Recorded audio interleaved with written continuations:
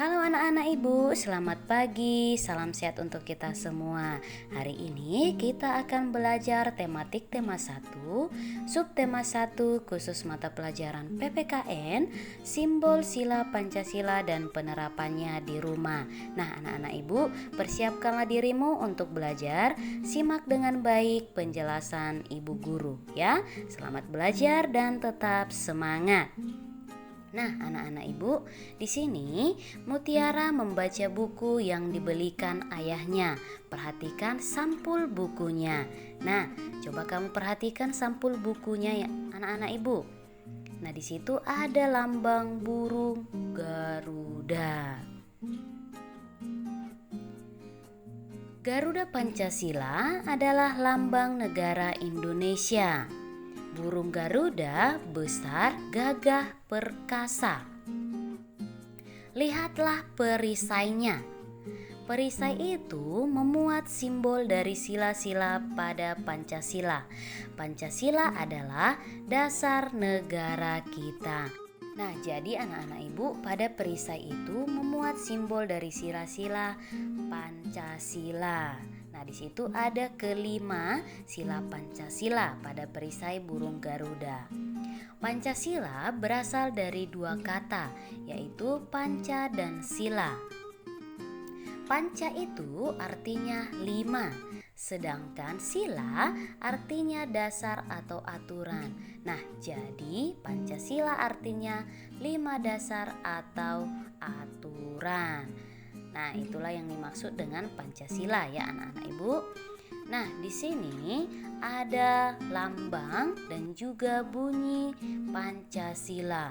Dimulai dari sila pertama yang dilambangkan bintang, yang bunyinya juga ketuhanan yang Maha Esa. Kamu perhatikan backgroundnya dan lambangnya ya anak-anak ibu. Nah, yang kedua, sila kedua yaitu kemanusiaan yang adil dan beradab yang dilambangkan dengan rantai emas. Nah, yang ketiga, persatuan Indonesia yang dilambangkan dengan pohon beringin. Yang keempat, kerakyatan yang dipimpin oleh hikmat kebijaksanaan dalam permusyawaratan perwakilan yang dilambangkan dengan kepala banteng. Nah, yang kelima adalah keadilan sosial bagi seluruh rakyat Indonesia yang dilambangkan dengan padi dan kapas. Nah, itulah anak-anak ibu, lambang dan bunyi Pancasila. Kamu juga harus hafal dan ingat apa itu bunyi Pancasila dan juga lambang Pancasila ya. Nah, kita lanjutkan lagi anak-anak ibu. Sila pertama simbolnya bintang. Sila kedua simbolnya rantai emas. Sila ketiga simbolnya pohon beringin. Nah, yang selanjutnya sila keempat simbolnya kepala banteng. Dan yang terakhir sila kelima simbolnya padi dan kapas. Contoh penerapan sila pertama Pancasila. Nah, anak-anak ibu, tentang penerapan sila pertama Pancasila ini yaitu berhubungan dengan keagamaan. Nah, jadi penerapan sila pertama Pancasila itu yang berhubungan dengan keagamaan. Seperti yang sudah kita lihat pada gambar berikut ini. Nah, di sini adalah penerapan sila pertama Pancasila yang dimana mereka berdoa sesuai dengan agama mereka masing-masing. Kita lihat gambar yang pertama, itu adalah cara beribadahnya umat agama Islam. Nah, gambar yang kedua dan yang ketiga itu adalah cara beribadahnya umat agama Kristen dan juga Katolik. Nah, gambar yang keempat itu adalah cara beribadah umat agama Hindu. Nah, yang kelima itu adalah cara beribadahnya umat agama Buddha, dan yang keenam yaitu cara beribadahnya umat agama Konghucu. Di Indonesia ada 6 agama, yaitu yaitu Islam, Kristen, Katolik, Hindu, Buddha, dan Konghucu.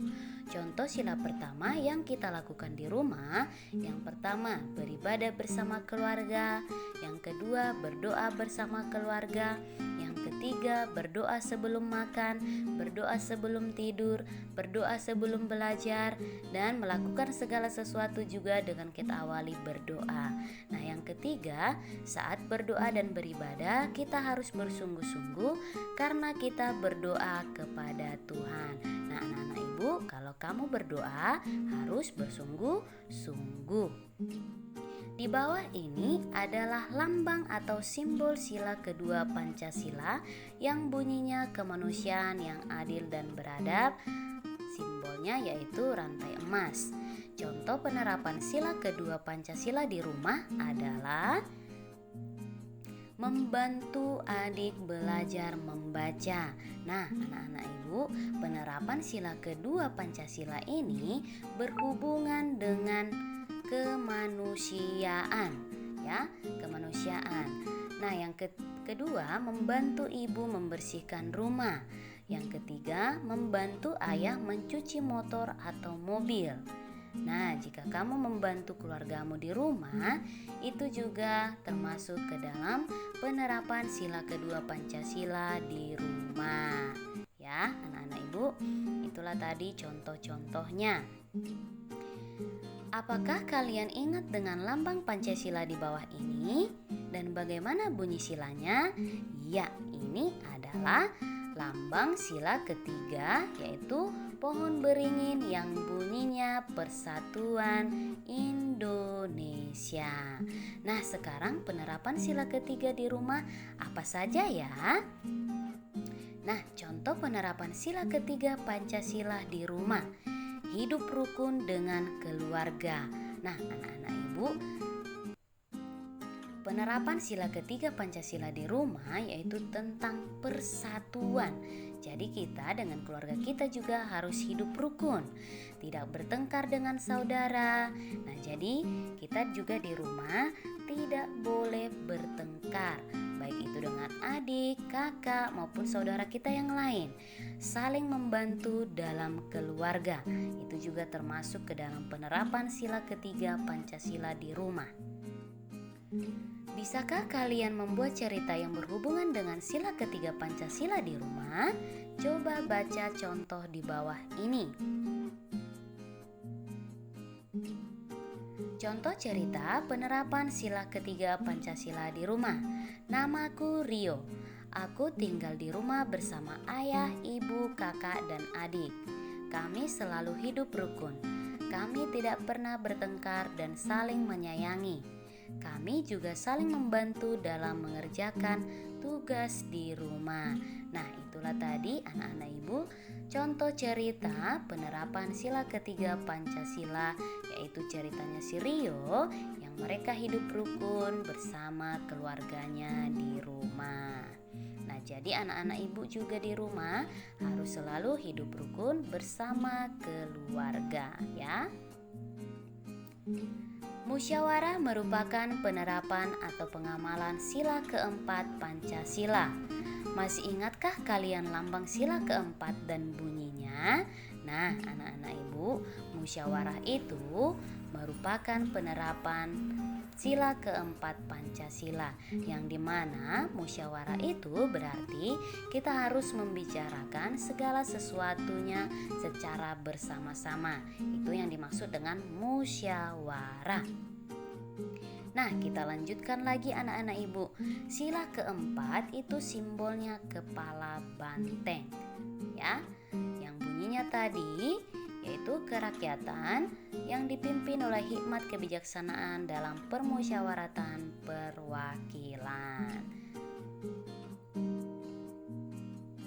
Nah, di sini contoh penerapan sila keempat Pancasila di rumah, yaitu menghormati atau menghargai pendapat orang lain. Nah, Jadi anak-anak ibu, di dalam musyawarah itu pasti ada perbedaan pendapat.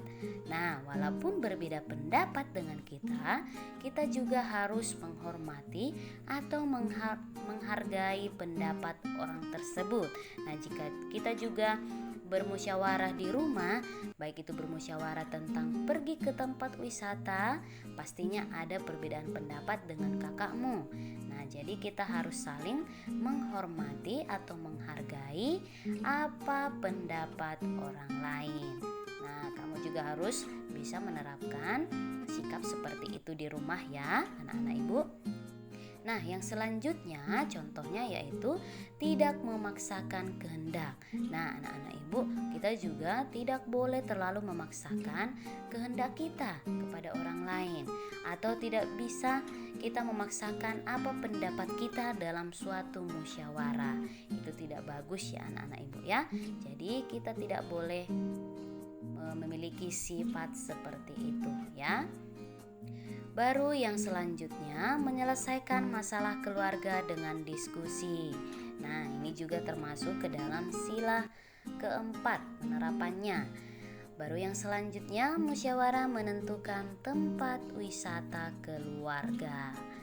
Baru yang selanjutnya, musyawarah menentukan sekolah anak. Contohnya bermusyawarah untuk menentukan sekolahmu di mana. Ya anak-anak ibu ya. Nah, yang kelima, sila kelima, simbolnya padi dan kapas dan bunyinya keadilan sosial bagi seluruh rakyat Indonesia. Contoh penerapan sila kelima Pancasila di rumah adalah pandai membagi waktu untuk belajar dan bermain. Nah, anak-anak ibu, di sini juga kamu harus pandai untuk membagi waktumu, untuk membagi waktu dalam belajar dan juga bermain. Jangan kamu jadi lupa waktu dalam bermain. Nah, jadi karena kamu kebanyakan bermain, kamu jadi lupa waktu untuk belajar. Jangan seperti itu ya. Nah, yang selanjutnya yaitu rajin menabung. Kamu juga harus rajin menabung anak-anak ibu, supaya misalnya ada suatu keinginanmu, kamu bisa membelinya. Yang selanjutnya, bergotong royong membersihkan rumah. Nah, itulah anak-anak ibu contoh penerapan sila kelima Pancasila di rumah.